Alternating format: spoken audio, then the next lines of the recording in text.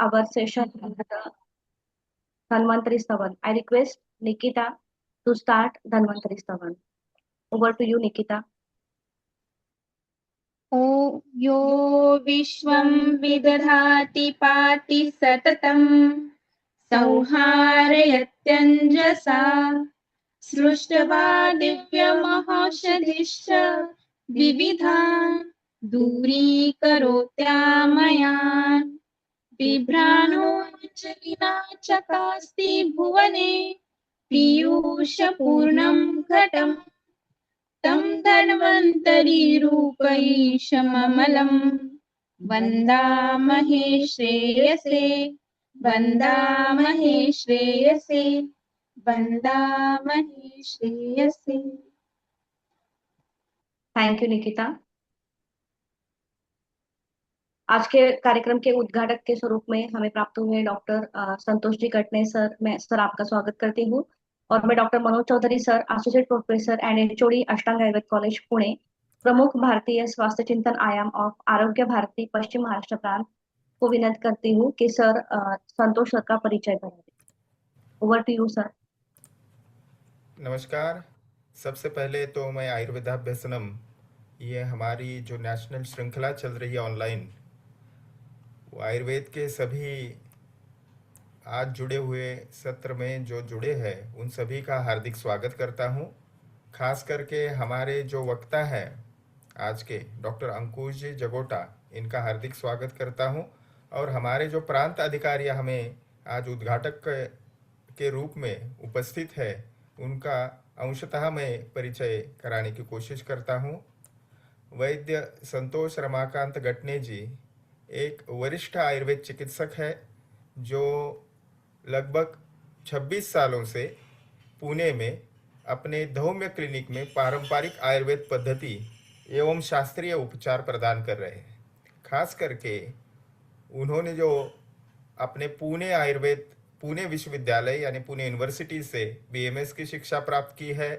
खास करके जो दुर्धर विकार है, जैसे कैंसर हो, किडनी डिसीज हो या पैंडेमिक डिसीजेस हो, इसके साथ ही उन्होंने वेलनेस काउंसिल जैसे विषयों पर विशेष कार्य किया है। साथ ही वे अपने रोगियों के लिए खुद औषधियाँ भी बनाते हैं और आवश्यकता पड़ने पर आयुर्वेद के चिकित्सकों को भी वो सप्लाई करते हैं।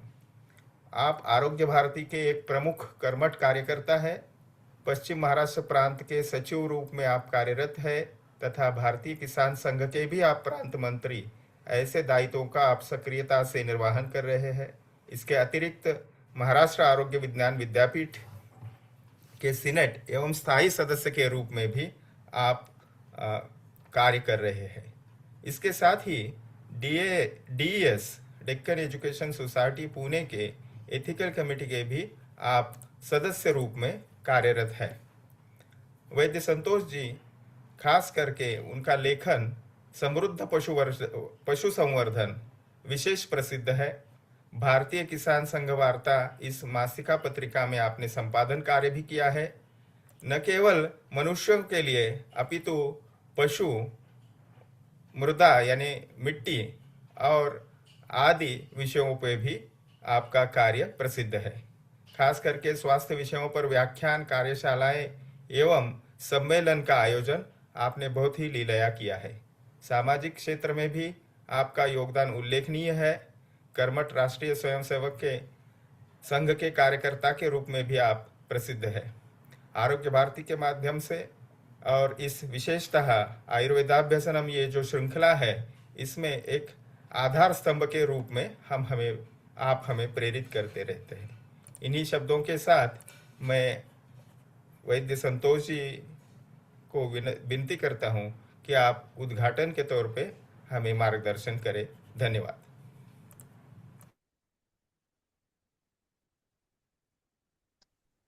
सभी को नमस्कार। आरोग्य भारती और भागीरथी मेडिकल फाउंडेशन, इन दोनों संस्थाओं के संयुक्त प्रयासों से आयोजित इस आयुर्वेदाभ्यसनम के व्याख्यानमाला में इस सत्र में आप सभी का स्वागत करता हूं और उपस्थित रहने के लिए धन्यवाद भी देता हूं। आज के हमारे मार्गदर्शक व्याख्याता डॉक्टर अंकुश जी, आरोग्य भारती के प्रांत कार्यकारिणी के सदस्य, राष्ट्रीय स्वास्थ्य चिंतन आयाम के प्रमुख डॉक्टर मनोज जी चौधरी, प्रांत कार्यकर्ता डॉक्टर देवदत्त देशमुख जो आयुर्वेदीय औषधि वनस्पति प्रचार प्रसार के एक्टिविटी का काम देखते हैं, डॉक्टर रेशमा कुंभारे जो कि प्राध्यापक भी है और इस व्याख्यान माला में बहुत बार उन्होंने सूत्र संचालन का काम भी किया है, डॉक्टर राहुल गौड़ी, डॉक्टर गायधनी जैसे और भी संयोजक है। सारी टीम अच्छा काम कर रही है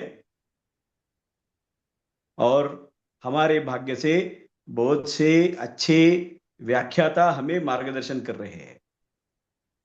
आज का जो विषय है वो समाज में एक क्रेज बन गया है और इस क्रेज की वजह से नॉन मेडिकल प्रैक्टिसेस या नॉन साइंटिफिक प्रैक्टिसेस भी बहुत बढ़ रही है, जिसके कारण हम जैसे वैद्यों के पास ऐसी गलत तरीकों का इस्तेमाल करके तबीयत बिगाड़ के लोग आ जाते हैं। कम से कम हम सारे वैद्यगण, आरोग्य भारती के कार्यकर्ता या जिस किसी को आरोग्य के विषय में रुचि हो और आरोग्य के बारे में सत्य जानकारी प्राप्त होनी चाहिए, उनके लिए आज का व्याख्यान अच्छी तरह से मार्गदर्शक रहेगा। औषधों के बिना उपचार करना, वैसे तो प्रत्येक वस्तु औषध है, लेकिन और एक समस्या सबके सामने है, वह वैद्यकीय के क्षेत्र के बारे में है, आरोग्य के क्षेत्र में है। दिन ब दिन आरोग्य पे इतना खर्चा बढ़ रहा है कि कम से कम खर्चे में या बिना खर्चे में ट्रीटमेंट लेना यह सबके लिए आवश्यकता की बात हो चुकी है। आरोग्य भारती या आरोग्य भारती के सारे कार्यकर्ता, वैद्य, डॉक्टर या नॉन मेडिको, ये सारे लोग कम से कम शुल्क लेते हुए या शुल्क न लेते हुए सेवा कार्य कर रहे हैं। शुल्क न ले तभी उसे सेवा कहे, लेकिन हर किसी को व्यक्तिगत प्रैक्टिस में यह संभव नहीं है। जैसे मेरी प्रैक्टिस में मैं जरूर शुल्क लेता हूं, लेकिन जहां सेवा कार्य करना है वहां सेवा ही करता हूं। उसका कोई परतावा लेने का सेवा कार्य में कोई कारण ही नहीं बनता, क्योंकि सेवा की व्याख्या ही ऐसी है जिसमें परतावा अपेक्षित नहीं है। पूरे के पूरे दिन, पूरे आयु भर ऐसी सेवा करना सबके लिए संभव नहीं है। इसलिए आरोग्य भारती आप सभी से ऐसी अपेक्षा रखती है कि सप्ताह में एक बार या महीने में एक बार आपके ज्ञान के द्वारा आप समाज की सेवा आरोग्य भारती और भागीरथी मेडिकल फाउंडेशन जैसी संस्थाओं के द्वारा इस समाज की कुछ सेवा करें।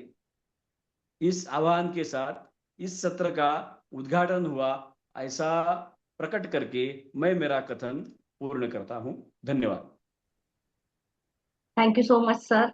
आपके शब्द हमेशा ही हमें प्रेरित करते हैं।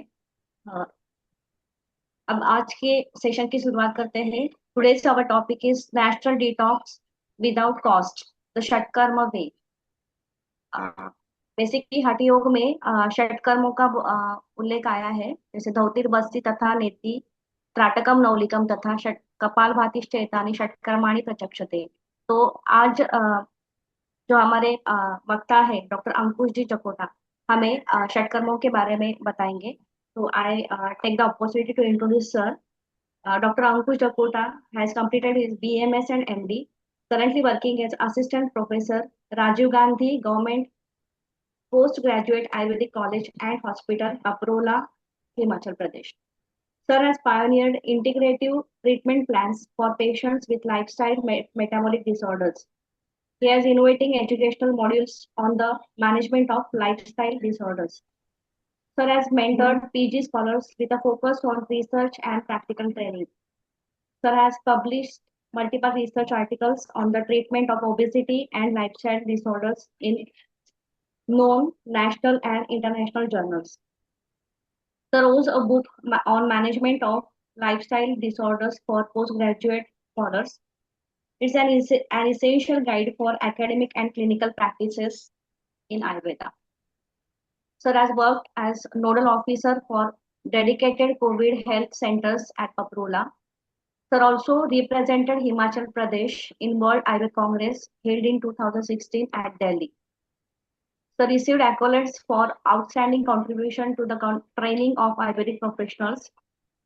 His expertise in Ayurvedic treatment for obesity and lifestyle disorders. So I welcome you, sir, and requesting you to start your session. Thank you, sir. Over to you, sir.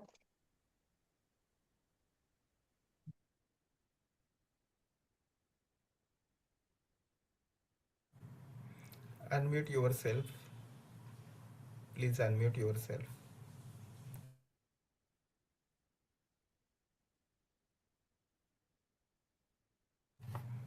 Excuse me, sir, you are not audible.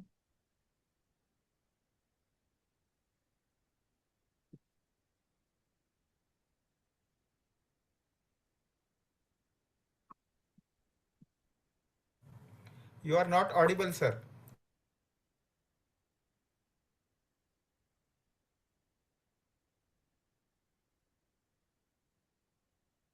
Is visible to you?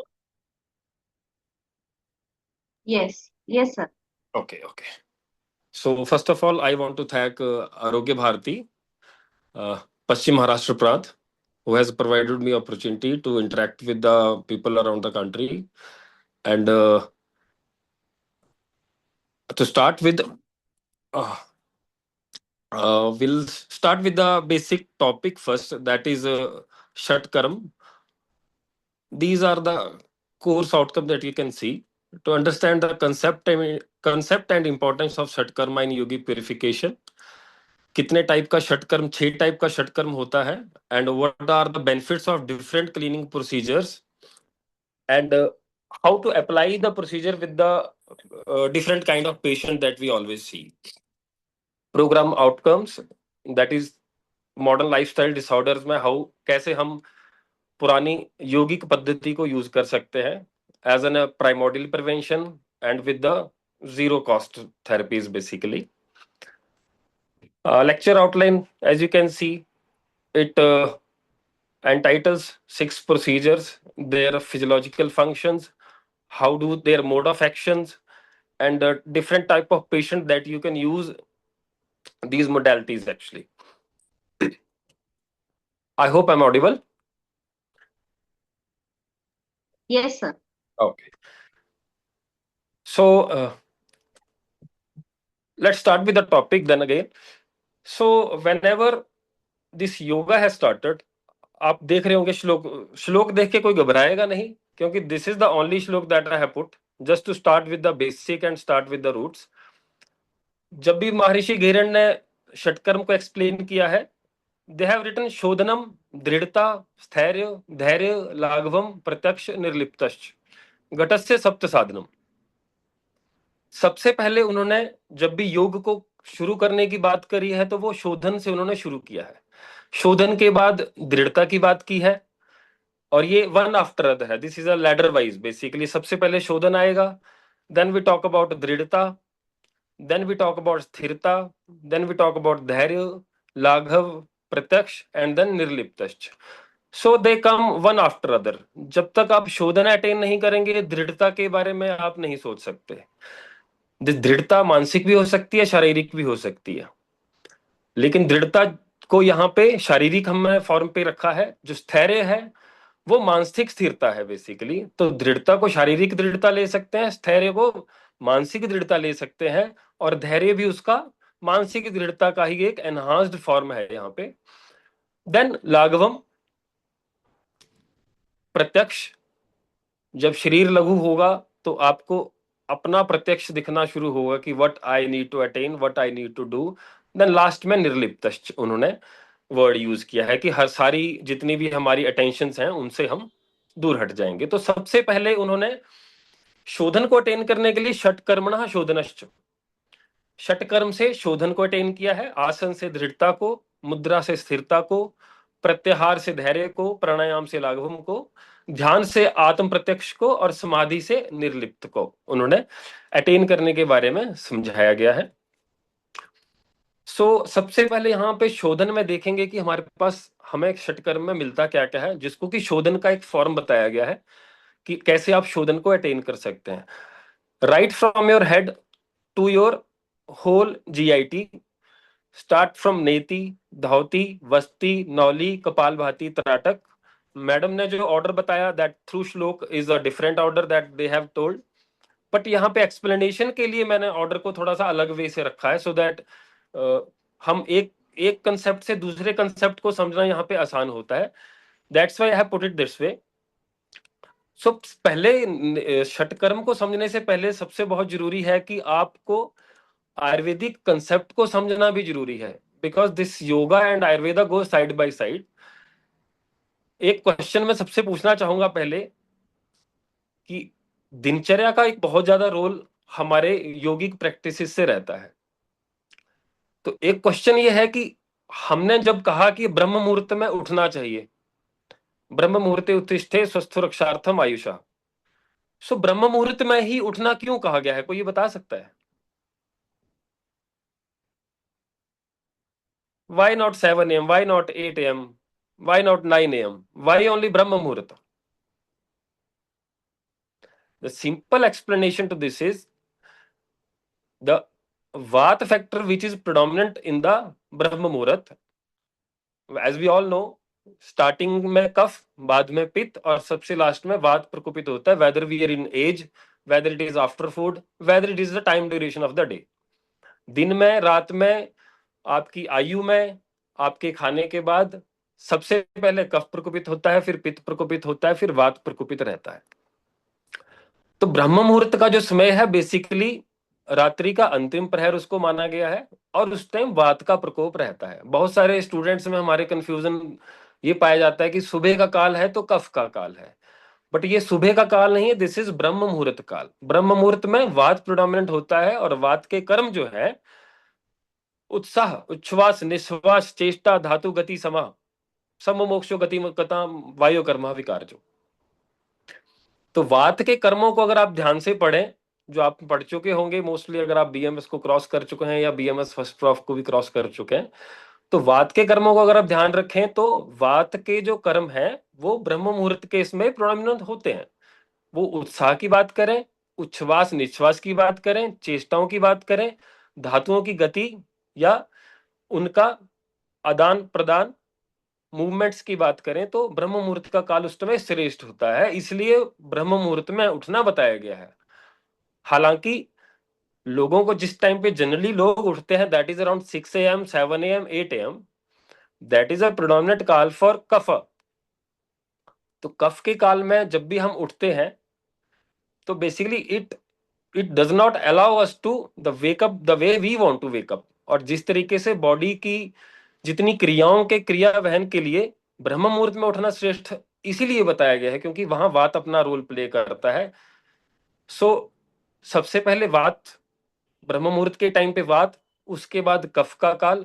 आप दिनचर्या को अगर ढंग से पढ़ेंगे, संस्कृत के लोग भी बहुत सारे जुड़े होंगे, और एक संस्कृत की भी जरूरत नहीं है, एक आयुर्वेदिक विशेषज्ञ कोई भी है या आयुर्वेदिक स्टूडेंट भी है, यू कैन अंडरस्टैंड कि ब्रह्म मुहूर्त में उठने के बाद अगर क्रियाओं को पढ़ा जाए तो उसने शौच विधि की बात करी है, समो मोक्षो गति मतम, वो वहीं पे कंसेप्ट क्लियर किया है उन्होंने। उसके बाद अगर बात करें तो चाहे वो मुख प्रक्षालन की बात है, दंत धावन की बात है, उद्वर्तन की बात है, स्नान की बात है, नस्से की बात है, ये जितने भी कार्य करने का समय है ये कफ का समय है। जबकि कफ बॉडी में प्रोडोमिनेंट होता है तो हम उस कफ को एक्सपल्शन करते हैं, उसको बाहर निकालते हैं। तो दिनचर्या का जितना भी हमारा प्रोसेस है उसमें हम वात के काल में, ब्रह्म मुहूर्त के काल में वात का यूज करते हैं। We utilise the vata, we remove the excess kapha and we pacify the pitta. ये पूरा दिनचर्या का हमारा जो प्रकरण है उसमें 3 ही चीजें हम करते हैं, एक वात के काल पे, एक पित्त के काल पे और एक कफ के काल पे। वात को यूटिलाइज हमने करना है, कफ को हमने रिमूव करना है और पित्त को शमन करना है। So with this background if will study further, आपको समझने में कोई परेशानी नहीं आएगी षटकर्म को। I hope I am clear and you are able to understand. So first of all, neti एक ऐसा प्रोसीजर है जो कि कफ के काल में किया जाता है। इफ यू विल सी, ये एक स्टूडेंट है हमारी, she is doing it at around 6 AM in the morning. So purpose नेति का क्या है? आपने एक चीज नोटिस किया होगा,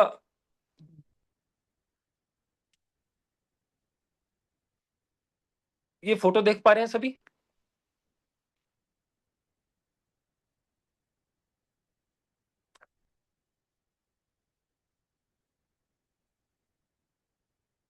okay, Reshma ma'am, thank you. So आप यहां समझ पा रहे हैं यहां पे क्या हो रहा है? एक गिलास हम यूज कर रहे हैं, जब भी हम गिलास में पानी किसी दूसरे में डालते हैं तो वो डायरेक्टली उसमें चला जाता है, बट अगर हम उसको थोड़ा धीरे धीरे टिल्ट करेंगे तो क्या होगा? पानी उसी गिलास के साथ लगते हुए इट कम्स अलोंग, उसी गिलास के साथ लगते हुए साथ में वापस आ जाता है। आई होप आपने बचपन में ये काम बहुत कर रखा होगा और अभी भी आज आई थिंक इस फोटो को देख के आप समझ पा रहे होंगे कि यहाँ पे क्या हो रहा है।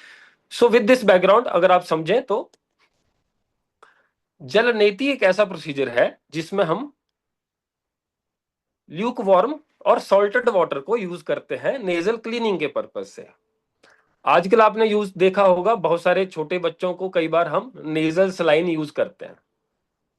What it does actually, saline sodium के साथ NaCl होता है, that is salt. Salt is being utilised to open the channel. Salt का अपना काम जो आप समझते हैं, वैवाई विकासी कार्य जो उसका रहता है, चैनल को ओपन करने का जो सॉल्ट का काम रहता है, उसी को हम पानी के माध्यम से यूज करते हैं। एक और चीज मैं साथ में क्लियर कर दूंगा, षटकर्म के जितने भी प्रोसीजर हैं उसमें जब भी आप वाटर को यूज करोगे तो water should be boiled, first boiled, then bring it to the lukewarm level.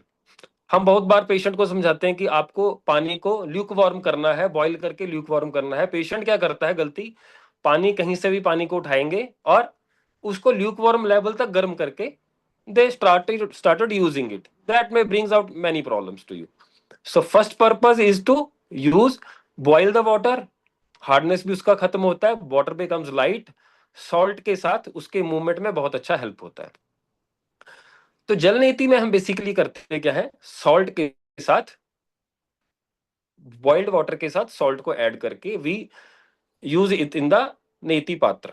नेति पात्र जैसा आप देख पा रहे हैं, नेति पात्र को सबसे पहले नीचे से आपको होल्ड करना रहता है। Position you can see the student sitting in the position which is efficient. जिस तरफ का आपको नॉस्ट्रिल में इंसर्ट करना है उसी तरफ का आपका जो नी है वो ऊपर की तरफ होना चाहिए टू टेक अ सपोर्ट। और ग्रेजुअली आपने, जैसे आप समझ पा रहे हैं जैसे रेडियो की ट्यूनिंग आप करते हैं, सेम वे से इंस्टिल सबसे पहले आपको राइट नॉस्ट्रिल में या लेफ्ट नॉस्ट्रिल में, if you are lefty start with the left, if you are righty start with the right. Pre procedure इसमें जैसे पंचकर्म में pre procedure, main procedure, post procedure present रहता है, सेम वे से षटकर्म में भी प्री प्रोसीजर रहता है। सबसे पहले आपको सुबह उठ के ये चेक करना है कि which side of your nostril is working, left और राइट। उसके लिए एक सिंपल सा टेस्ट होता है कि आप अपनी हथेली को बिल्कुल नाक के साथ में जोड़ के रखें और उसको ब्लो करें। ब्लो करते ही आपको समझ आएगा कि आपका राइट नॉस्ट्रिल ज्यादा एक्टिवेटेड है या लेफ्ट नॉस्ट्रिल ज्यादा एक्टिवेटेड है। अगर राइट नॉस्ट्रिल एक्टिवेटेड है तो you have to start from the right. If it is left, you may start with the right, but that is for the regular practitioner. सीखने के purpose से आप ये देखें कि आप राइटी हैं या लेफ्टी हैं, तो आपको कॉन्फिडेंट तब आएगा जब आप एक तरफ का करना शुरू करेंगे। तो यू में fill.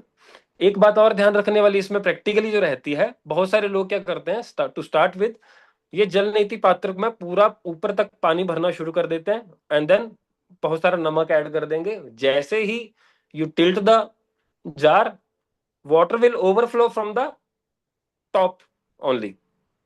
not from the nozzle, but from the, it will overflow from the top only. It will fall over your eyes. So सबसे पहले ये जो नेति पात्र है इसको आपने हाफ से थोड़ा कम फिल करना है. जब आप प्रैक्टिस करना सीख रहे हो हाफ से भी कम फिल करेंगे. And then first we have to insert in the nostril, and then you have to sit in this position and gradually move, tilt your head towards the upwards.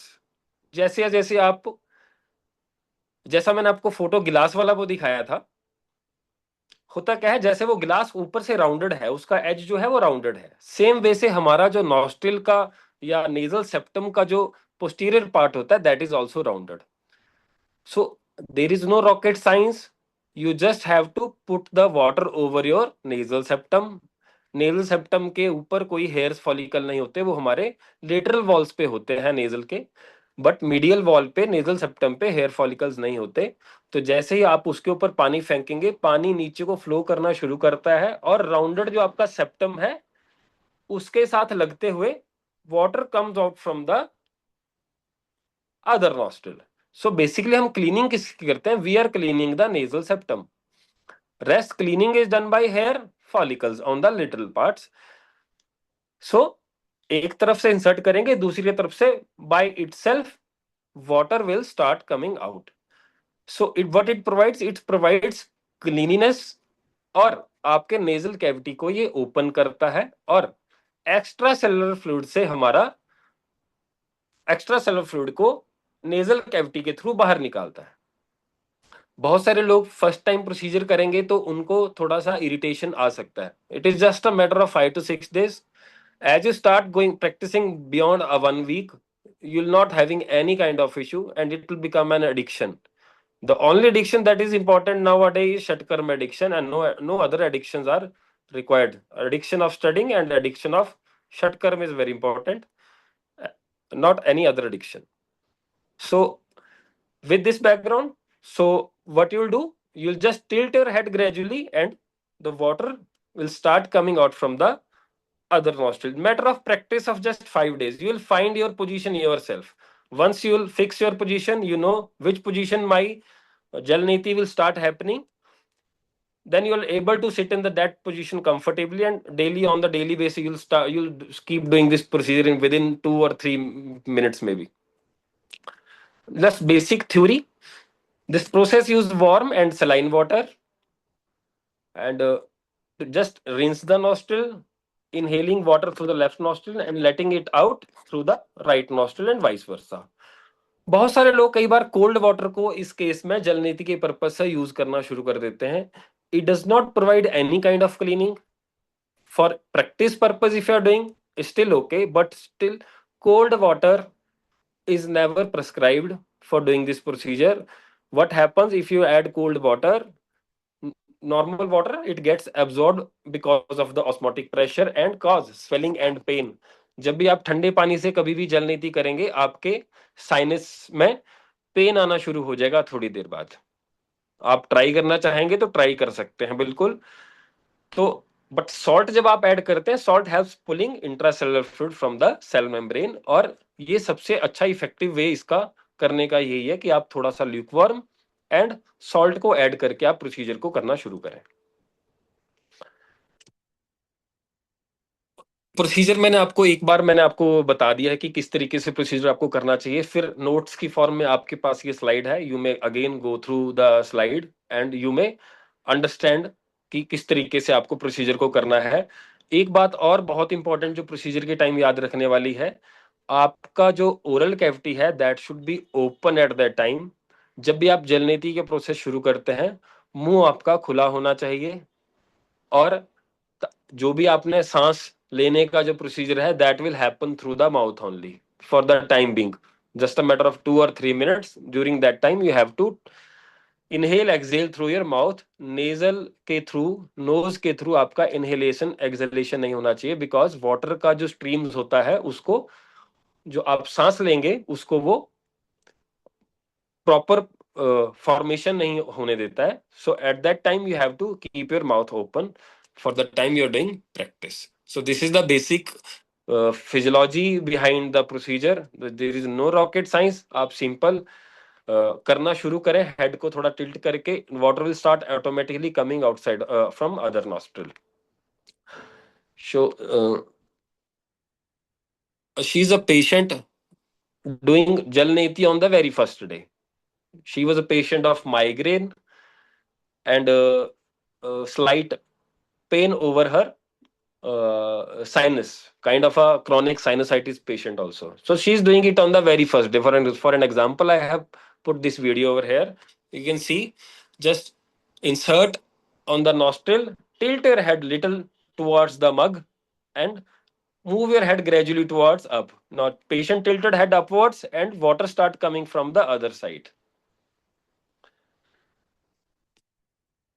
Okay, so benefit इसका मैंने आपको वैसे generally बता दिया है. हम यहाँ पे mostly prolonged use reduces the sinusitis. बहुत सारी बार आपके साथ होगा कि you will start using this procedure for a sinusitis patient, और पेशेंट विल स्टार्ट सेइंग कि डॉक्टर साहब 10 दिन हो गए, कोई फर्क नहीं पड़ा. Again I tell you, the shatkarma procedure जितने भी हैं, absolutely they are no cost procedure, but they demand a long term use of the procedure.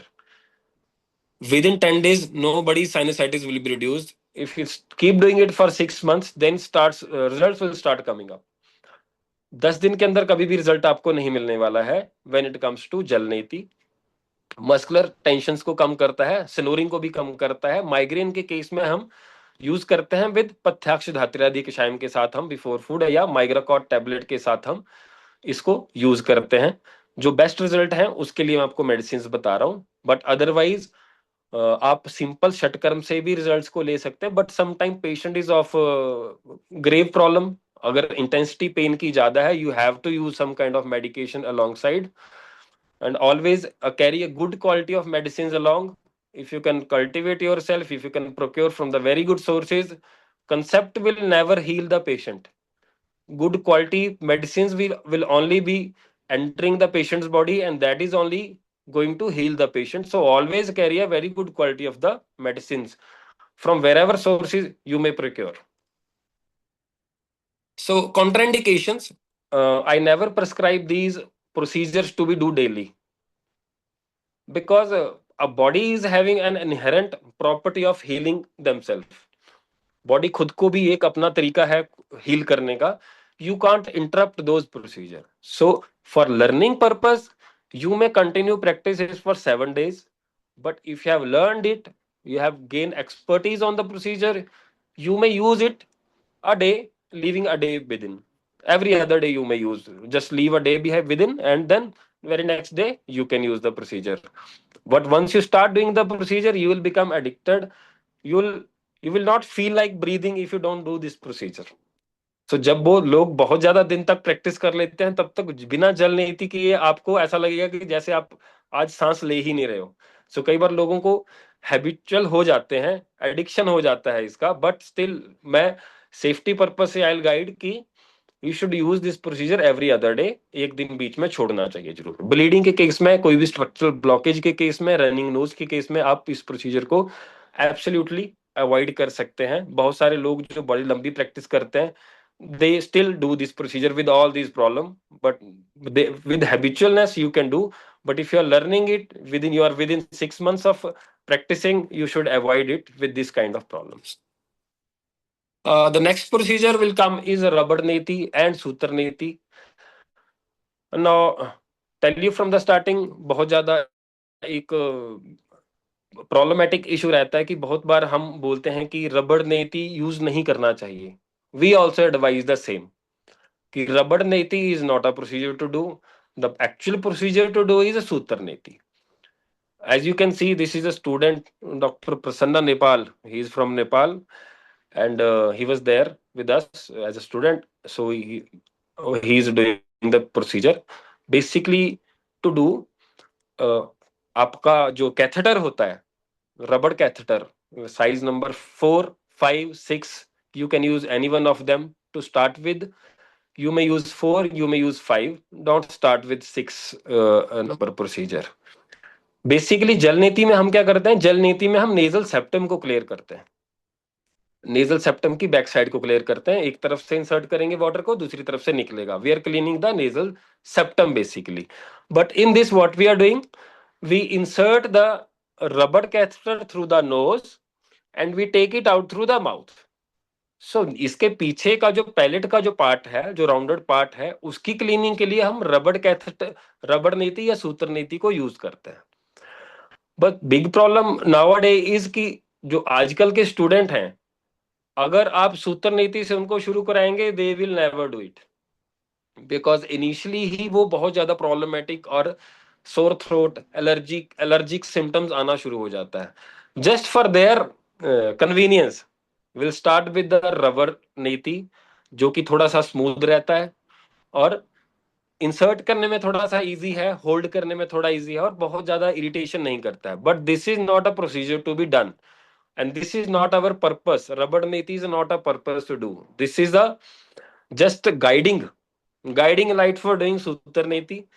तो रबर कैथेटर को जब भी यूज करें, it has to dip in the hot water, never boil the rubber catheter. Rubber catheter को आप जैसे ही boil करना शुरू करेंगे, whether it is 4 नंबर और 5 नंबर रबर कैथेटर, जैसे ही आप इसको बॉईल कर देंगे, it will start tearing up. इसका जो रबर है वो कटना फटना शुरू हो जाता है और जैसे आप इंसर्ट करोगे, nose will start bleeding. So best thing is to dip in a hot water only. Hot water के अंदर थोड़ा सा डिप करेंगे ताकि इसके अंदर कुछ केमिकल यूज किया है तो that can be taken out, so that it will be easy to use. थोड़ा सा स्मूथनेस भी इसके अंदर आना शुरू हो जाता है।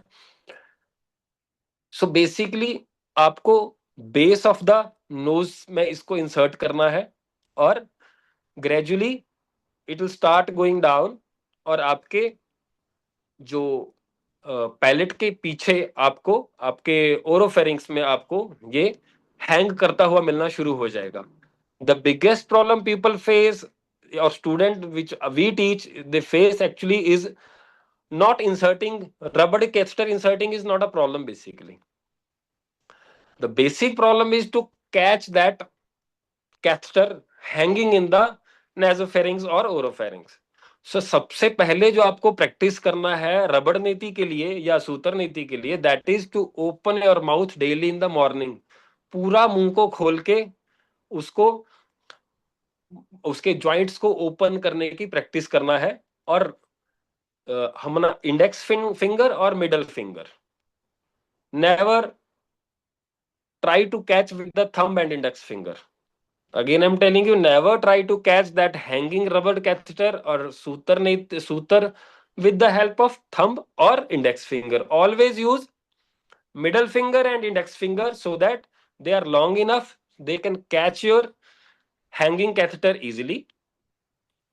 So gradually इसको catch करना to catch that hanging catheter takes around 3 to 4 days sometimes. If we'll start practicing with 60 to 60 UG students in our college, first day only 5 or 6 or maybe 7 will be able to do the Sutar Niti. Here you can see. These are the students doing their this rubber niti on the very first day of procedure. This is the, you can see, this is the morning time. Basically, the evening is winter time, maybe around 7. तो 7 बजे का समय है। इस time पे रबड़ नीति को यूज करना बेस्ट टाइम है। So first day only you can see 5 students have done the procedure, just because of the anatomy of their face is so they are able to do it easily.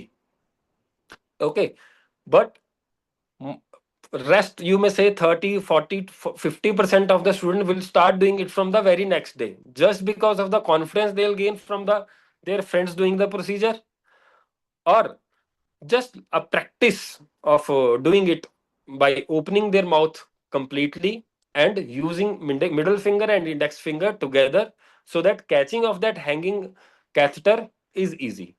But again, I'm telling you, this procedure is having no benefits. आप जब भी रबड़ catheter का शुरू करोगे, थोड़ा सा slimy mucus बाहर आएगा, हमें लगेगा बहुत ज्यादा म्यूकस बाहर आ गया। मैं एडवाइस करता हूं जनरली स्टूडेंट्स को कि आप फॉर अ मंथ, 1 मंथ तक आपको हमेशा रबड़ कैथेटर को यूज करना चाहिए। और 1 मंथ के बाद रबर कैथेटर का जो ओपन एंड होता है, उसमें हम आजकल जो सूत्र नीति विद वैक्स आता है, उसको उसमें इंसर्ट करके you understand my point of view? रबड़ कैथेटर के बीच में आप ओपन एंड में आप सूत्र को फंसाएंगे और देन यू विल डू रबड़ नेति। जैसे ही रबड़ नेति आपका हुआ, आप रबड़ को हटाएंगे, आपका जो सूत्र है that will come into the loop, और देन सूत्र के साथ जब आप प्रोसीजर करेंगे then you will see a lot of mucus will be coming out of your nasal cavity, and that is the actually procedure you need to do. So rubber catheter use is for learning purpose. Actual target is to use sutra neti, but for today's Gen Z student, we may have to opt with the rubber catheter. Then gradually पदांशिक क्रम से आप धीरे धीरे सूत्र नीति की तरफ move कर सकते हैं. So that is the best practice to do. Again to सूत्र नीति या रबड़ नीति आपको कौन से नोज से करना है? सबसे पहले आपको अगेन आपको अपना नेजल नॉस्ट्रिल को चेक करना है, which nostril is activated at the time of doing, and then you may start with the procedure. एक और इंपॉर्टेंट पोस्ट प्रोसीजर जो मैं अभी जल नीति का और सूत्र नीति का इकट्ठा बताने वाला हूं, that is to blow out the water from the cavity. पानी आपने प्रोसीजर को यूज कर लिया, आपने जल नीति कर लिया या सूत्र नीति को यूज किया, उसके बाद आपके नेजल कैविटी में पानी नहीं रहना चाहिए. Gradually what happen, salt will absorb and gradually water will also absorb along with the salt. So जितना भी आपका salt या water अंदर है, आपने उसको कपालभाति से करके या जोर से ब्लो आउट करके नोज को एम्प्टी करना है. You may use various position to clean out the nose. आपको बार बार इट टेक्स डूइंग जल नेति प्रोसीजर टेक्स 2 minutes, डूइंग रबड़ नेति procedure takes may be 3 minutes, but blowing out the nose takes around 5 to 10 minutes. Depends upon the practice of the student or practice of the patient also. So these are the best primordial prevention procedure that we may use. When you don't have any disease, you start doing these procedure, you'll never have any headache. Nowadays, every second patient in our OPD, every third girl is having a migraine. Girls in their 20s, their 30s are having severe migraines. If you start doing these procedure from the early age, like 17, 18, 19, 20, 21, in their UG period or their college time period, you will never have a headache. But for some patient, like they have migraine, they already having migraine, you may use these procedure in a very efficient manner along with some medications. So with Jal Neti and Sutra Neti. Neti is having 2 types. First we do with Jal and then we do with the Sutra. Rubber is a intermittent procedure to ease up the matter basically. Next we have is Sankh Prakshalan. Dhoti is a types of dhoti basically, also called as Varisar dhoti. Am I audible? Yes, sir. Okay, thank you. So the next procedure is Sankh Prakshalan, also called as Varishar dhoti. So आपने बहुत सारे लोगों ने शंख बजाया होगा. I hope बहुत सारे लोगों ने शंख बजाया होगा. तो जब भी इस शंख को बजाते हैं, the first procedure somebody who play with the shankh they does is the cleaning of the shankh. What they do, they pour water from the up and water comes out from the lower part. So this is what we need to do with the body also. I hope understand. शंख का जैसे प्रक्षालन हम करते हैं, ऊपर से पानी डालते हैं, नीचे से पानी बाहर आता है. Same way you have to do with your GIT.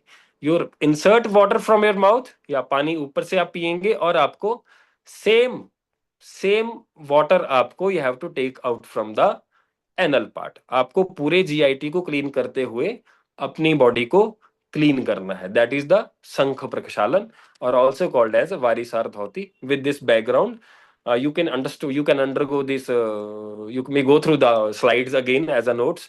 समझ सकते हैं कि क्या है शंख का प्रक्षालन. जैसे होता है वैसे ही that is the way to do शंख प्रक्षालन.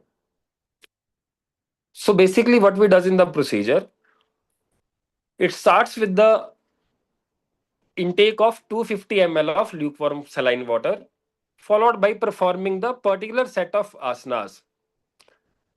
और आसन आप देखें तो फर्स्ट इज ताड़ासन, तीरक ताड़ासन, कटी चक्रासन, तीरक भुजंगासन एंड फाइनली उदराकर्षण आसन. So what water does actually? आप जनरली क्या करते हैं, हम जनरली पानी पीते हैं तो पानी क्या होता है, एब्जॉर्ब हो जाता है. You take 1 glass of water, it will get absorbed, it will come out after some time. You take 2 glasses of water, instantly nothing will happen, it comes out of the body. You take 3 glasses of water, same thing gonna happen, nothing will, शंख प्रशालन कभी नहीं होगा, water will come out of your body naturally. But what is different in this procedure is the asanas that are being done. There is generally a set of asana that you can see. First is Tadasan, Tirak Tadasan, Kati Chakrasan, Tirak Bhujangasan, Udara Karshanasan. So she's a student who is doing the Shankha Prakshalan asanas basically. Again, morning time, best time, kapha time to use Shankha Prakshalan. शंख प्रक्षालन के case में थोड़ा वात का time भी use कर सकते हैं, so that movement in the body is a very nice. So summer time maybe around 5:30 AM in the morning. So आप देख सकते हैं कि प्रोसीजर्स को करने का तरीका, आसन को करने का तरीका क्या है. यहाँ पे आप यहाँ पे देख रहे होंगे कि मैंने लिखा है ताड़ासन, तिर्यक ताड़ासन, कटी चक्कर आसन, तिर्यक भुजंगासन, उदराकर्षण आसन. बट जनरली ये आसन तो बोला जाता है, बट हम जैसे नॉर्मली हम आसन को करते हैं बहुत ग्रेजुअली सांसों के साथ, इनहेल देन एक्सहेल.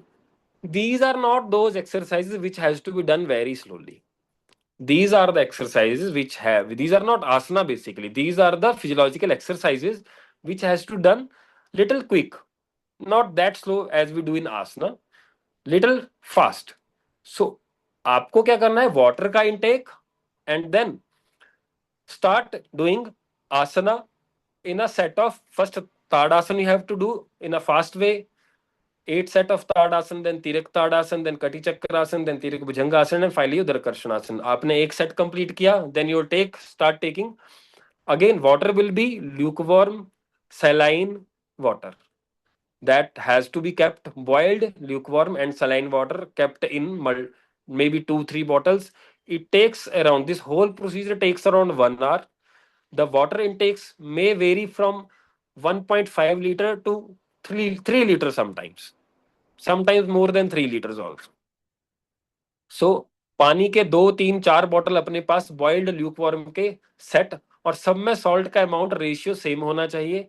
आपको इकट्ठा बनाना है सारा 2 या 3 लीटर जितना भी पानी आप बना रहे हो, it has to be done together only. Rest separately you can fill in bottles if you want to carry it to your yoga hall or somewhere you want to do practicing where with the good washroom is available, hygienic washroom is available wherever. So आपको अगर carry करना है तो पहले इकट्ठा 3 litre पानी बनाए, then you carry it to the place where you want to do the procedure. So important ingredient जो इसमें है, these are the asanas or you may say exercises. Each asana must be performed 8 times in order to complete 1 round. तो आपको एक आसन का सारे आसन का एक राउंड कंप्लीट करने के बाद आपको again you have to intake around 250 ml of water or maybe 200 ml of water, again 1 set. Again after completing 1 set, again you have to take 250 ml of water, then again the 8 rounds of these asanas has to be done. While intake of around 1.5 or maybe 1.75 liter of water, gradually you'll start getting motion, and that is the time sometime mala will come out, sometime foul water will come out. When you'll go up to 2.5 liter, gradually what happen, the water that you're intaking, almost similar water will start coming out of the anal canal. That is there where we call Shankha Prashalan has been done. But most of the time the practical problem that practitioner or yogic practitioner start feeling is that you'll call the patient, you try to give them exercises, Shankh Prashalan will never happen. The procedure that happen will be called as Vaman Dhoti, because patient is not well versed with the exercise that needs to be done so quickly. So जब भी आपके पास, I'll tell you the which kind of patient that you have to utilize for this procedure. सबसे पहले आपको पेशेंट को 1 week तक exercise सिखाना है कि कैसे उसको फास्ट करते हुए ये सेट ऑफ एक्सरसाइजेस फॉलो करनी है. आप देख रहे होंगे कि सेट ऑफ एक्सरसाइजेज की फिजियोलॉजी, मोड ऑफ एक्शन, आप प्रोसीजर को देखेंगे तो आप समझ पाएंगे। सबसे पहले आप पानी पीते ही बॉडी को इलोंगेट कर रहे हो, आप पानी को एक नीचे की तरफ को पैसेज दे रहे हो, अपनी जीआईटी को इलोंगेट कर रहे हो, सो दैट स्टमक से वाटर जल्दी से जीआईटी के अंदर या स्मॉल इंटेस्टाइन के अंदर जाना शुरू होगा। जैसे ही स्मॉल इंटेस्टाइन, जैसे कॉलिक स्ट्रक्चर के अंदर आप पानी को फास्ट मूवमेंट करवाने के लिए या mixing with the toxins over there या mixing with the matter over there, आप तिरक ताड़ासन कर रहे हो। व्हाट तिरक का tadasana do? It mixes the water with the content in the small intestine. Also, it will pave the passage of the water to the large intestine quickly. Going through this colic structure quickly, this Tirak Tadasana will facilitates the water to reach up to the large intestine. Again, if you can see this Kati Chakrasana that we are doing in the third picture, what we are doing, we are creating a whirlpool within the small intestine, you may say, or large intestine. तो पानी का जो गश है, gushing के purpose से पानी का fast movement from left to right और to the right to the from right to the left, उसके पर्पज से आप ये कटी चक्कर आसन को यूज करते हो ताकि पानी का मूवमेंट क्विक हो। गशिंग, वाटर का गशिंग स्मॉल इंटेस्टाइन और लार्ज इंटेस्टाइन के साथ क्विकली होना शुरू होता है।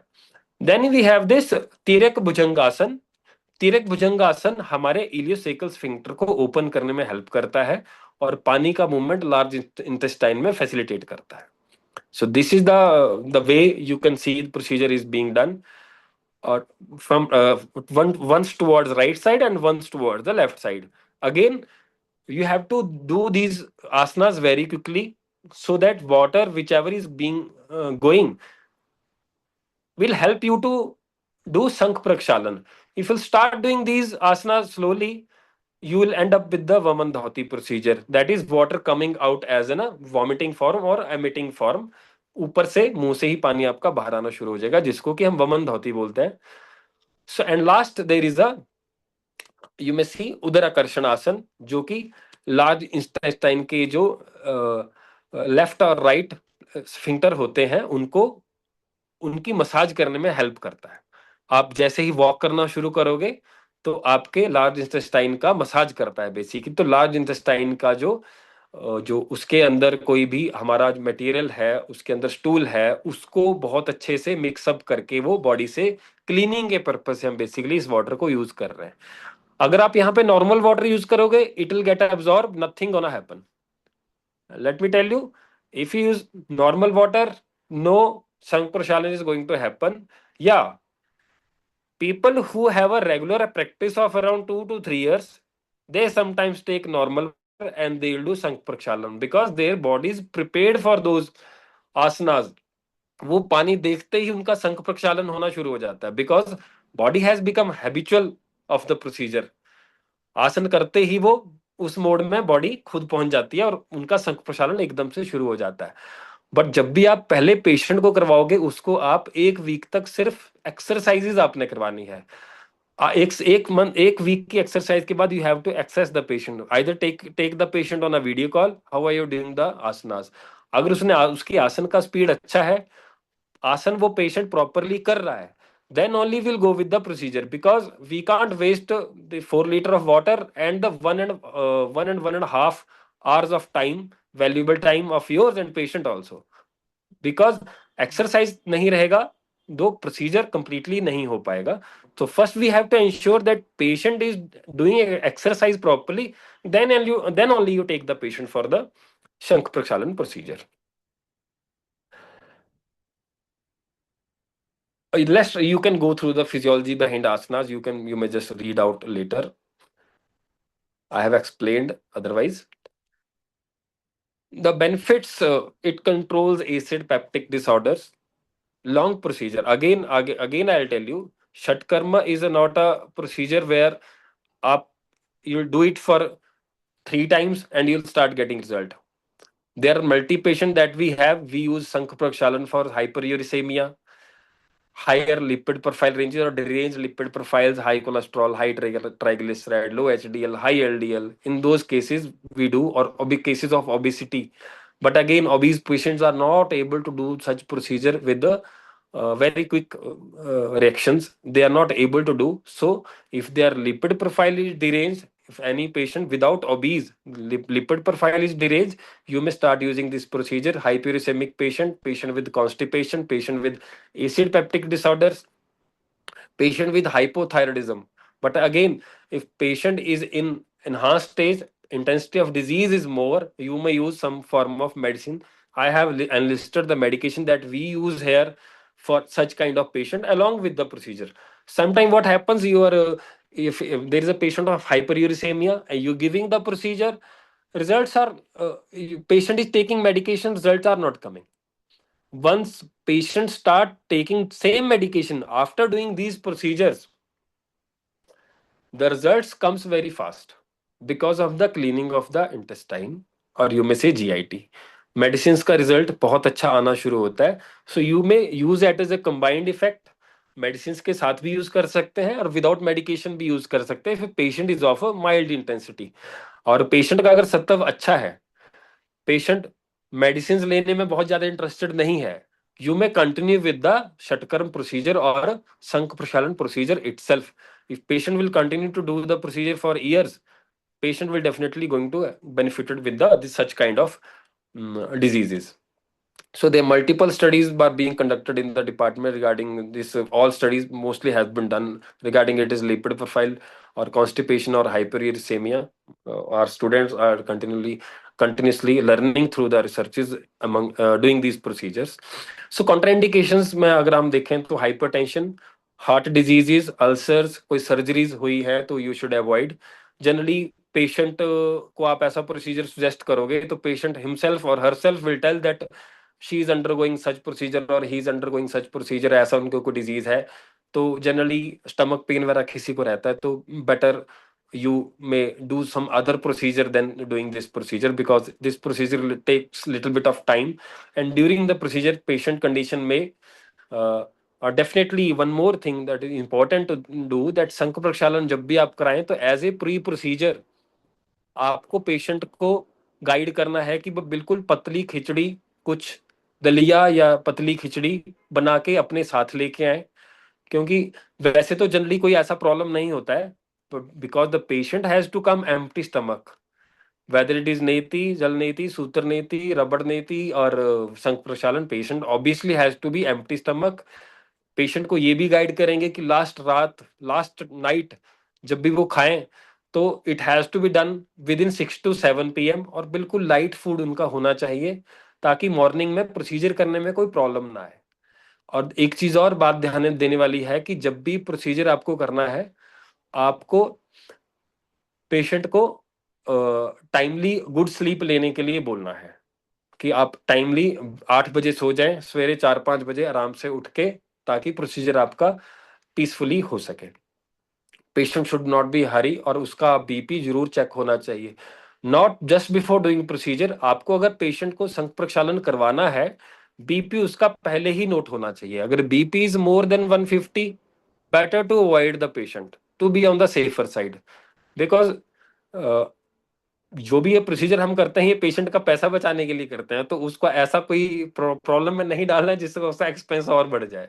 सो always be on the safer side with the patients who are hypertensive and systolic BP is more than 150 or 160, better to avoid the patient. And yogic procedure जितने भी हैं इनका खुद से ही ऐसा स्वभाव है कि ये यंग बच्चों में ज्यादा अच्छा वर्क करते हैं, because is a primordial preventive procedures. Young बच्चों में विद व्हेन स्टूडेंट्स आर और patients is within 20 to 40 age, 20 to 35 or 15 to 35, procedures are having a very good result. As we go above 40 or 45, 50, especially, we don't do such procedure which are when patient is more than 60. Patient point of view, sometimes with little bit of customization, we do this procedure up to age of 55, 56. But patient is more than 60, we don't do such procedure, because body का जो स्वभाव है उस time पे वैसा नहीं होता कि वो इन प्रोसीजर्स को झेल पाए। सो always be very careful that आपके पेशेंट जो है वो लोअर एज के हों, और प्राइमोडियल प्रिवेंशन के पर्पज से आप ज्यादा यूज करें। बट ऑब्वियसली जब आपके पास पेशेंट आते हैं तो आपको उनको कुछ ना कुछ ऑफर करना होता है, तो with little bit of customization you may offer such treatment to the patient. So ulcers हैं, कोई सर्जरी हुई है तो आप अवॉइड करेंगे। अगेन अग्निसार इज अ प्रोसीजर जिसमें बेसिकली आप स्टमक को अंदर और बाहर की तरफ को यूज करते हैं। I was trying to add a video but somehow I was not able to add the video into this slide. There was some technical glitch I guess, but most probably I'll send a video where you can understand that how we do Agnisar. Agnisar is a procedure where we, if you can look in this picture, this guy is standing, putting hand on the knees and little bit bent forward and lifting his uh, abdominal muscle inwards and to the normal level. What it does, it creates heat around the belly, and it's a very good procedure to be done in the mild central obese patient. If is a higher side of obesity, a patient is obese, then we may not do the procedure. But in case of patient is overweight or obesity grade 1, you may suggest this procedure for tummy fat removal or tummy fat absorption, you may say. It creates heat around the belly, and it is generally being used for such kind of patient who are having a problem that they have central obesity, their tummy fat is more. In that case, you may add the procedure. So I'll send a video. In that video you may understand how we are doing this procedure. Again, how this procedure is being done. So just a quick look at the notes. Stand with the legs slightly apart. Deep breathe in through the nose. Exhale it out fully through the nose. जैसे हम कपालभाति के time पूरा जैसे बाहर की तरफ को सांस को निकालने के बाद नेवल को हमने इनवर्ड्स और अपवर्ड यूज करना है। एंड कई बार लोग people to start with, you may do without a breath, you may do up to 10 times, 13 times, 15 times. Those who are regular practitioner, they does it for 50 pats within a breath. Actually, that is where it creates heat inside the tummy, और वहां पे आपको वो body fat को remove करने में help करता है। There many patient that we prescribe अग्निसार, but the procedure mostly depends upon the patient's intensity of doing it. It takes a lot of practice to do Agnisar procedure. तो most of the results are not understandable कि patients को क्या result होते हैं, but central obese patient में with some medications for obesity, or we may say for dyslipidemia, we use this procedure so that sometimes medicines absorption will be better and sometimes central obesity will decrease gradually. It helps in the central obesity cases. So video I'll send that will help you in understanding the procedure basically. So central obesity के case में to remove fat around the waistline, recommended use of निम्बादी कषाय alongside. निम्बादी कषाय के साथ हम weight loss के purpose से use करते हैं, especially when patient are of hypothyroidismic origin. Hypothyroidic obesity is related obesity है, then we definitely should go with निम्बादी कषाय to use with this procedure. Next procedure, which is Vaman Dhauti, and which is the most widely used procedure around the India, most widely used procedure around India. In the major procedure, Jal Neti most of the people do, but procedure with the maximum benefits and minimum time with the best results, especially in cases of lifestyle disorder and their primordial prevention or primary prevention. Vaman Dhauti is a procedure. The student is Shivangi Sharma from Kullu, Himachal. She's doing this procedure in the morning hours. The probable time is kapha time, that is between 6 to 8. If you do this procedure beyond 9, this procedure is not going to happen. So best time is 6 to 7 for demonstration. If your students are not coming on time, you make up to 8, maybe 8:30, but not beyond 9 you should do this procedure.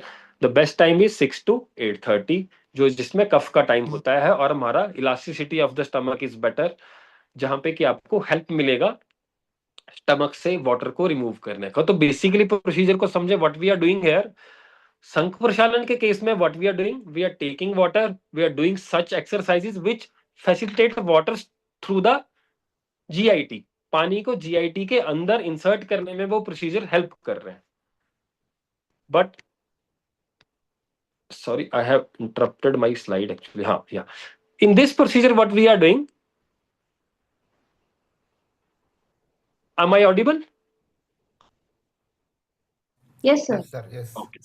In this procedure, what we are doing, what we have to do actually, again, lukewarm saline water 7-8 गिलास आपको पानी के भर के रखने हैं, और somebody should be by your side which will pour the water for you quickly. तो बेसिकली हम यहाँ क्या करते हैं, पानी को स्टमक में अंदर डाल के quickly have to intake the water. पानी आपको जल्दी जल्दी पीना है, और स्टमक को प्रेस करते हुए, या कई बार आपको अपने थ्रोट में फिंगर इंसर्ट करना पड़ सकता है, पानी वहां से बाहर आना शुरू होता है। So this is a procedure of stomach cleaning basically. संघ प्रक्षालन, आप पानी को आप अंदर को इंसर्ट करवा रहे हो ताकि आप उसको एनल रूट से बाहर निकाल पाओ। Here your purpose is not the whole GIT cleaning, here your purpose is the only stomach cleaning. So advice, pre-procedure advice for the patient is to generally do not take any food. रात के time का खाना skip करें। अगर खाना भी है, somebody is really hungry, you may take your dinner between 6:30 to 7:30, a light dalia or khichdi, maybe a light food can be taken, and then they being advised कि वो 9 बजे या 9:30 बजे सोने से पहले 3-4 गिलास पानी खूब पी ले, और रात के टाइम मोशन आता है तो मोशन कर सकते हैं। The concept is as a pre procedure, 2 चीजें ख्याल रखने वाली हैं। एक तो आपका लाइट फूड होना चाहिए, और दूसरा पानी, बॉडी को वाटर की नीड नहीं होनी चाहिए मॉर्निंग में। When you start doing the procedure in the morning, there should be no requirement in the body for the water. Generally what happens, whenever we take water, whenever any organ needs water, they have a need, like spleen needs water, liver needs water, pancreas need water. तो पानी की demand create होती है और वो stomach में message आता है। Okay, so here what we are doing, we are consuming large amount of water directly, which stretches the stomach muscle और गैस्ट्रिक फोल्ड्स को ओपन करता है, और पानी को हम बाहर करते हैं। Suppose patient has not taken water at night, पानी उसने पिया नहीं है, and he is having a thirst in the morning. आपने 6 बजे, पेशेंट 5:30 उठा है, 6:30 आपके पास प्रोसीजर के लिए पहुंच गया है, उसको पानी तो पिलाना नहीं है उससे पहले। Patient is not advise to take any kind of water in the morning. आपने उसने जो फर्स्ट वाटर जो पीना है, that is in front of you only. वो भी वमन धौती के पर्पस से जो पानी पिएगा, उसी टाइम पे उसको मॉर्निंग में पानी पीना है। बाकी उसका रात को पानी थोड़ा पिया होना चाहिए, so that there is no demand of water in the body.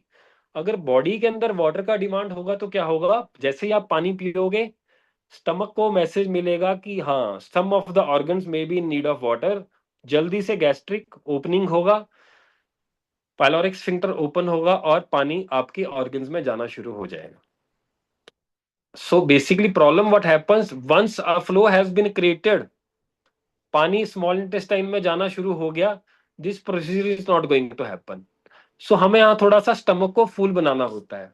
Actually there is a 1.5 minute of time within which pyloric sphincter can open and it may go। 1 minute के अंदर अंदर क्या होता है, पानी स्टमक डिसाइड करता है कि पानी को नीचे की तरफ को सेंड करना है या थोड़ा होल्ड करना है। That 1.5 minutes is the only time we are having to take the water out from the stomach to create the stomach cleaning. So you may see, उस 1-1.5 मिनट के अंदर आपको 5, 6, 7 या 8, समटाइम पीपल टेक्स 10। कई बार वमन धौती होता भी नहीं है। अगर पेशेंट ने प्रिकॉशन, अगर हमने प्रोसीजर से पहले पेशेंट को अच्छे से गाइड नहीं किया है, वाटर इनटेक के बारे में, लाइट डाइट के बारे में, स्लीप के बारे में अच्छे से एक्सप्लेन नहीं किया, तो sometime procedure may not happen. So what you need to so what you need to do, आपको पेशेंट को गाइड करना बहुत इंपॉर्टेंट है। सबसे पहले आपने पानी को इंसर्ट करके उसको एकदम से 6 या 7 गिलास पानी पीने हैं, इससे पहले कि स्टमक डिसाइड कर पाए कि उसको बाहर जाना है। आपको स्टमक को प्रेस करके गैस्ट्रिक पूरा ओपन करके पानी को बाहर निकाल देना है। आयु में insert finger in your throat, जिससे क्या होगा, पानी आपका बाहर आना शुरू हो सकता है। Okay, so you may see consume large amount of water, stretches the stomach muscle, gastric folds become straight and stretch, remove excess mucus and acid secretion, remove the entrapped gases and fermented food, relief from in the pressure on heart. So this is the basic mode of action of the procedure. आपको मैं precaution जो है मैं आपको बता चुका हूँ already, क्या ये आपको यूज करने हैं। पोजीशन जो था स्टूडेंट का आप समझ गए आई थिंक। लाइट डाइजेस्टिवल मील है, टिकल कर सकते हैं आप थ्रोट में, एब्डोमेन को प्रेस कर सकते हैं। सो जो बेनिफिट्स हैं, कई बार आपने पेशेंट आप ऐसे देखे होंगे कि उनको हार्ट में पेन हो रहा है, गैस, पीपल से दैट है गैस्ट्रिक पेन हो रहा है, गैस की वजह से पेन हो रहा है, हेडेक से इज आल्सो एसोसिएटेड, उनको लग रहा है कोई हार्ट का इशू हो गया है, they have gone through the ECG everything, echo they have done, there is nothing has been found. These are the cases which are the best, you will get the best result of from the वमन धोती। सो जब भी gastric procedure ऐसे problems रहते हैं, उस case में वमन धोती बहुत अच्छा वर्क करता है। Recurrent chest pain without cardiac involvement, halitosis किसी को रहता है, माउथ से स्मेल आता है, उस केस में बहुत अच्छा प्रोसीजर है। आम वात के केस में रिकमेंडेड यूज पोस्ट प्रोसीजर में, आप अगर अपर बॉडी मैनिफेस्टेशन है तो रासना सुंठियादि कषायम के साथ यूज कर सकते हैं। लोअर बॉडी मैनिफेस्टेशन ऑफ आम वात है तो रासना सप्तक कषाय के साथ। After doing this procedure you में try these kind of medicines. Again, this medication is my personal experience, that's why I have added over here. People may have a different experience with a different Amvata patient, they may do according to their need, but this is my own experience that I have enlisted over here. So this procedure takes around, you may understood now by now that this procedure takes around 5 minutes. If you're doing it first time, precautions are very important. Your nail, if you're righty, your right side nail should be properly clipped. नाखून बिल्कुल कटे होने चाहिए आपके। और दूसरा, खाना आपका बिल्कुल लाइट होना चाहिए। पानी आपका रात को थोड़ा बहुत पिया होना चाहिए, may be 1 or 2 glasses of water, so that there is a no water demand from any organ of the body. It's a very good, provide very good result in obesity cases, dyslipidemic cases, gastric cases, और या so basically halitosis के case में आप इसको again use कर सकते हैं। Counter indication, high health condition like high blood pressure, heart diseases, hernia, gastric ulcer, duodenal ulcer, renal calculus, cholelithiasis के केसेस हैं, उस केस में आप डेफिनेटली अवॉइड करेंगे। There may be some other counter indication that you may understand by yourself although. Then the procedure is nauli क्रिया।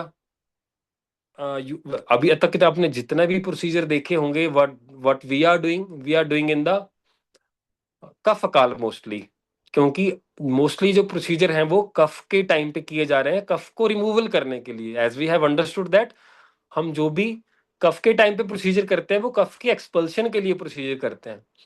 But here what we are doing the nauli kriya in early morning, that is around maybe Brahma muhurta के बाद का थोड़ा time है, may be 5 AM और 5:30 AM, क्योंकि नॉली क्रिया एक वातज प्रोसीजर है। It's a procedure of movement, और नॉली करने के लिए वात का होना बहुत जरूरी है बॉडी के अंदर। But the most as an, क्योंकि हम षटकर्म यहाँ पे एक्सप्लेन कर रहे हैं तो हमने नॉली क्रिया को ऐड किया है। बट मोस्टली क्या होता है कि पेशेंट आपके, स्टूडेंट फिर भी कुछ कर लेते हैं, बट आपके पेशेंट जनरली ये प्रोसीजर को नहीं कर पाते, because it takes a lot of expertise in this अग्निसार first, then only after practice of maybe 2-3 months, then you may go up to the noli. For the demonstration purpose I have added the noli procedure. तो इसको करने के लिए morning का time best है। पहले सबसे पहले आप अग्निसार का, जलंधर बंद का प्रैक्टिस करें, उड्डयन बंद का प्रैक्टिस करें। जो समझ पा रहे हैं जलंधर बंद क्या है, उड्डयन बंद क्या है, तो वो अपनी प्रैक्टिस कर सकते हैं। जिनको पता नहीं है, we may have to take some other class for the jalandhar bandh and uddiyan bandh and their practice. So there are basically nauli kriya को करने से पहले अगेन मैंने जैसे आपको बता दिया, उड्डयन बंद और जलंधर बंद का आपका अच्छा प्रैक्टिस होना चाहिए। अब्डोमिनल मसल्स आपके बिल्कुल लूज होने चाहिए। If you are doing any kind of gym, आप एब्स की कोई एक्सरसाइज कर रहे हैं, उसके इसमें नॉली प्रोसीजर को करना थोड़ा टफ हो जाता है, because you need to create a hollow vacuum inside your tummy. So that is the prerequisite out of the Nowli procedure. Benefit इसके कोई भी क्लैरिटी नहीं है। मैं खुद करता हूं तो मुझे अपने पे बेनिफिट जरूर पता है कि बहुत आप कुछ भी खा सकते हैं, आपको कोई भी आहार का ज्यादा नुकसान नहीं होता, कभी पेट बढ़ेगा नहीं, आपका स्टमक आपका बिल्कुल क्लीन रहेगा, गैस नहीं कभी होगा, वेट कंट्रोल रहेगा, लिपिड प्रोफाइल कभी डिरेंज नहीं होगा, body will stay active all the time, भूख टाइम पे लगेगा, मोशन टाइम पे होगा। दो many procedure, many result from the procedure, but as we are unable to do this procedure on the patient, there are no clear results that I have still noticed. Next procedure is Tarataka. So all of the student or faculties who are over here, they might be knowing that कि अंजन का जो procedure हम करते हैं दिनचर्या के time पे, तो अंजन के प्रोसीजर में आचार्य चरक ने लिखा है कि बेसिकली कफ को बाहर निकालना है हमें बॉडी से। तो if patient is of any sukumar prakriti या सुकुमार, मोस्टली अंजन आजकल यूज नहीं कर पा रहे हैं लोग, रसांजन कुछ लोग बनाते हैं, हम बनाते हैं, but again it sometimes create some kind of irritation in the eyes. Irritation is the irritation is purpose here. Basically irritation जब तक नहीं होगा, what we are doing in jal neti, we are creating an irritation. What we are doing in a rubber neti और sutra neti, just we are creating an irritation. There are so many patients of sinusitis जो कि allergic sinusitis we में से, और seasonal allergies जिनको रहती हैं, उनके केस में हम, सॉरी मैं टॉपिक से थोड़ा सा पीछे जा रहा हूं because I forgot to explain all these things. Seasonal allergies के केस में क्या होता है, पेशेंट को हम एलर्जीज का जो उनका सीजन है उससे 1 मंथ पहले हम प्रोसीजर को शुरू करते हैं, ताकि एलर्जिक होती क्यों है, क्योंकि नेजल एलर्जी होती क्यों है, क्योंकि एलर्जेंस इन्वॉल्व होते हैं।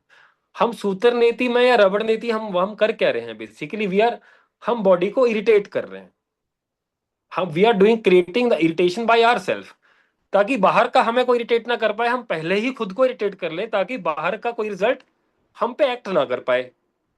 अगर हम सीजनल एलर्जीज के केस में 1 मंथ पहले से ही रबड़ नीति या सूत्र नीति शुरू करते हैं, पेशेंट को विद इन 1 और 2-3 सीजन्स पेशेंट को सीजनल एलर्जीज बंद हो जाती हैं। जिस आदमी को हम डेली 10 थप्पड़ मार रहे हैं, उसको कभी 1 थप्पड़ का फर्क नहीं पड़ेगा। This is what we are doing in, whether it is जल नीति, वेदर इट इज सूत्र नीति, और वेदर इट इज रबड़ नीति, वेदर इट इज शंख प्रक्षालन, हम जो भी यहाँ पे षट कर्म में कर रहे हैं, this is totally opposite to the natural procedure. हम पानी पीते हैं, वो नीचे जाता है, हम पानी को पीछे ऊपर की तरफ बाहर निकाल रहे हैं। हम 3 गिलास पी के चुपचाप बैठ जाते हैं, लेकिन हम यहाँ 3 गिलास पी के बहुत सारी एक्सरसाइजेस कर रहे हैं। हम मुंह से पानी पीते हैं, हम नाक से पानी पी रहे हैं, हम नाक से कैथेटर डाल के मुंह से निकाल दे रहे हैं। So whatever we are doing in shatkarma is totally opposite to our natural procedure that we obviously do. तो हम कर के रहे बेसिकली पूरी षटकर्म प्रोसीजर्स में we are creating an odd environment for the body, ताकि ऑड सर्कमस्टांसिस में हम शोधन, अगला प्रोसीजर हमारा दृढ़ता है। मैंने पहले बताया शोधन के बाद अगला प्रोसीजर दृढ़ता है। वो दृढ़ता कहां से आएगी, doing odd with the bodies, अपनी बॉडी के साथ ऑड प्रोसीजर को जब तक हम नहीं करेंगे, we won't be dridh enough. So all shatkarma procedure are having that kind of beneficial effect by doing odd with the body or opposite to the what we do in the physiological functions. So अंजन का procedure क्या क्यों करते हैं, कफ को निकालने के लिए। त्राटक कर्म is used for the Sukumar people और स्टूडेंट्स में से जिनको कंसंट्रेशन के इश्यूज हैं, उस केस में हम इस प्रोसीजर को मोस्टली यूज करते हैं। तो बेसिकली करना क्या है आपको, किसी भी एक डार्क रूम, अंधेरा हो, जिस कमरे में कर्टन्स वगैरह क्लोज हो और डायरेक्ट एयर एंटर ना हो रहा, को खिड़कियां दरवाजे वगैरह हो तो वो क्लोज होने चाहिए। आपको एक त्राटक स्टैंड एक आता है, त्राटक स्टैंड आप एक अपने सामने ला के रख सकते हो, जहां पे फ्लेम जो है वो आपकी आईज के बिल्कुल पैरेलल होनी चाहिए, within 2 to 3 metre of distance. और ये जरूरी नहीं है कि आपको त्राटक स्टैंड चाहिए, आप कोई भी टेबल के ऊपर कोई एक दिया रख के उस दिए की फ्लेम पे आप फोकस कर सकते हैं। जस्ट टू मेक श्योर कि वो आपकी फ्लेम है वो मूव ना कर रही हो बार बार। फ्लेम मूव करेगा तो आप फोकस नहीं कर पाएंगे, फोकस नहीं कर पाएंगे तो इरिटेशन नहीं होगा, इरिटेशन नहीं होगा तो कफ बाहर नहीं आएगा। तो हेड को लाइट करने के लिए trataka procedure is very important. Again kapha kaal में करने वाला प्रोसीजर है, should be done within 6 to और बी में से 7 to 9 AM of time. Morning hours में प्रोसीजर इसको कर सकते हैं। कंसंट्रेशन को बेटर करता है, माइग्रेन्स में हेल्पफुल है, कंसंट्रेशन में, डिप्रेशन में हेल्पफुल है। So it need continuous gazing over the that lamp, जो कि आपकी आईज में इरिटेशन क्रिएट करेगा। आपको ब्लिंक नहीं करना है for next 2 to 3 minutes while you doing the procedure. उसके बाद consistent and correct practice of Tratak increases concentration, purify the power and purifies the mind। तो नोट्स की फॉर्म में आप कैंडल की फॉर्म में नोट्स की फॉर्म में आप पढ़ सकते हैं यहाँ पे कि आपको किस किस तरीके से यूज करना है।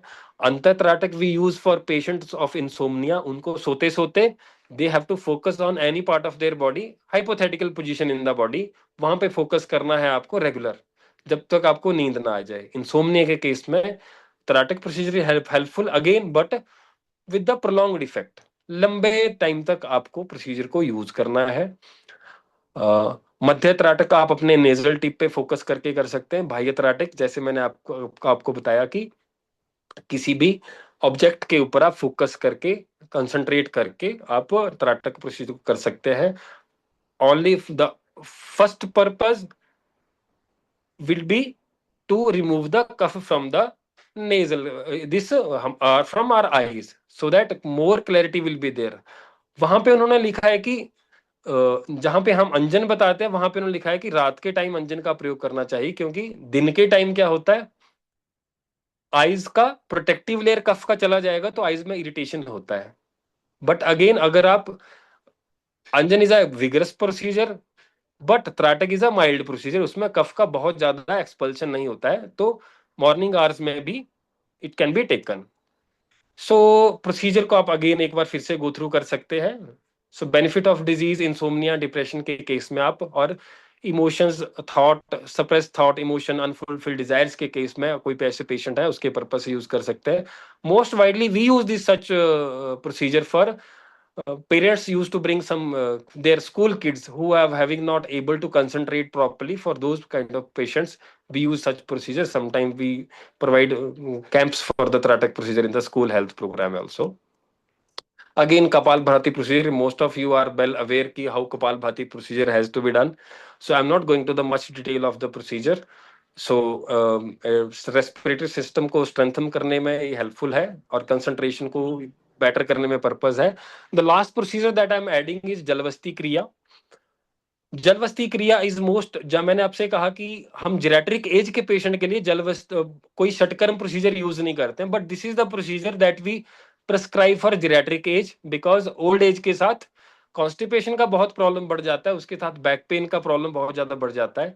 तो जलवस्ती क्रिया ऐसा नहीं है कि यंग पेशेंट्स में नहीं कर सकते, यंग पेशेंट्स में obviously short term procedure with in 4-5 minutes में प्रोसीजर करने वाला प्रोसीजर है। इसमें हम करते क्या है, अगेन एनीमा कैन के साथ, एनीमा पॉट के साथ, एनीमा पाइप के साथ हम एनल रूट के अंदर वाटर को इंसर्ट करते हैं।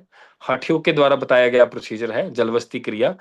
पानी को again lukewarm saline water has to be inserted, और जीआईटी की क्लीनिंग के लिए patient who are undergoing constipation, prolonged constipation, old age patient और may be young patient, constipation के केस में यूज करने वाला प्रोसीजर है। प्राइमोडियल प्रिवेंशन के केस में यंग लोग इसको रेगुलर यूज कर सकते हैं so that they GIT stay clean. उनको बैक पेन के प्रॉब्लम्स और ओबेसिटी के problem, currently we have done a research in obesity with the Jalvasti, provided a very good result in individual aging 25 to 45। सो बहुत अच्छा result उनकी gut health में improvement, उनके बहुत अच्छा रिजल्ट उस केस में हमें मिला। Very boosting result were there with the dyslipidemic condition along with grade 1 obesity. So morning में, अगेन मॉर्निंग में करने वाला प्रोसीजर है, कफ के टाइम पे यूज करने वाला प्रोसीजर है।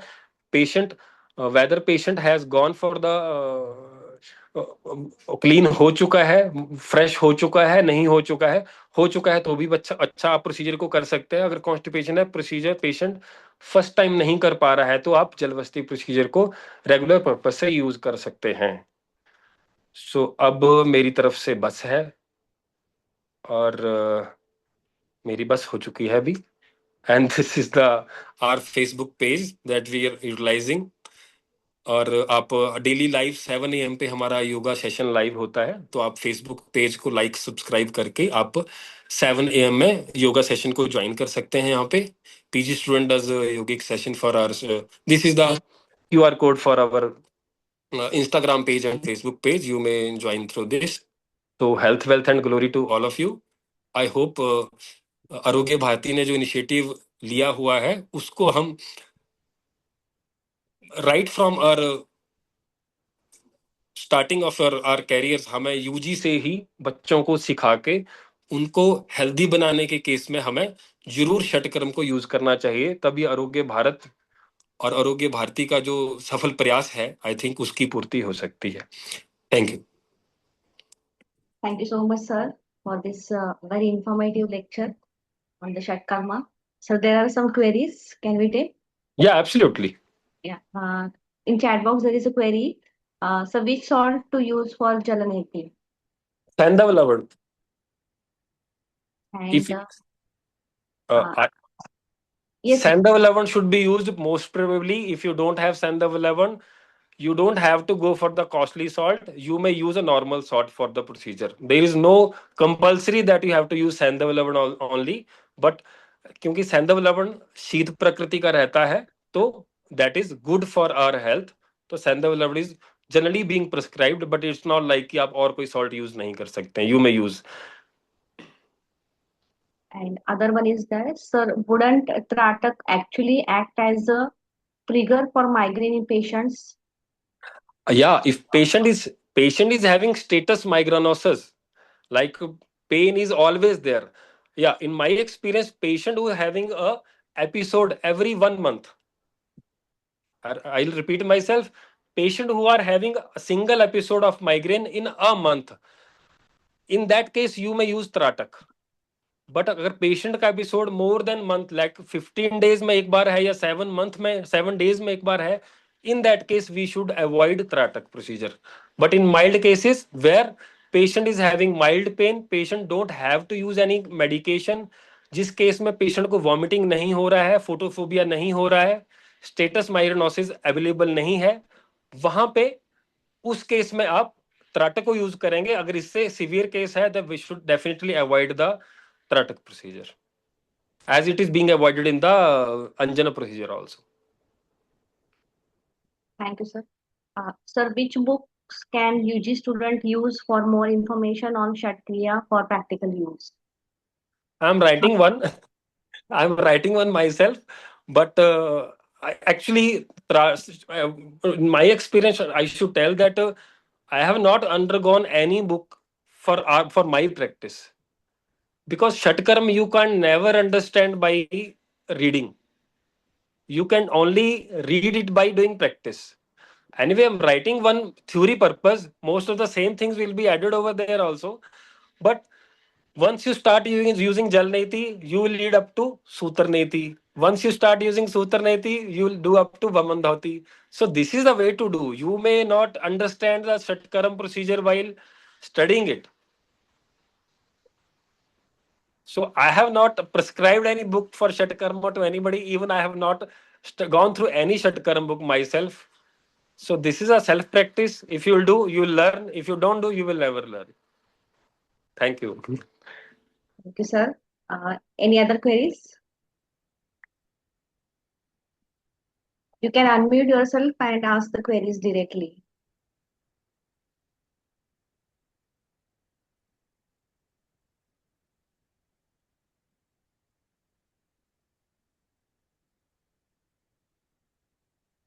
Okay, I hope there are no queries henceforth. Yeah, At the end- if somebody is having query, my number we may share in the group. You can WhatsApp anytime, and I'll be happy to message. No issues. Sure, sir. Sure. At the end of session, I would like to request thank all the dignitaries and Dr. Vaidya Santosh Tikatne sir, Manoj Chaudhary sir, and whole team of the Arogya Bharati.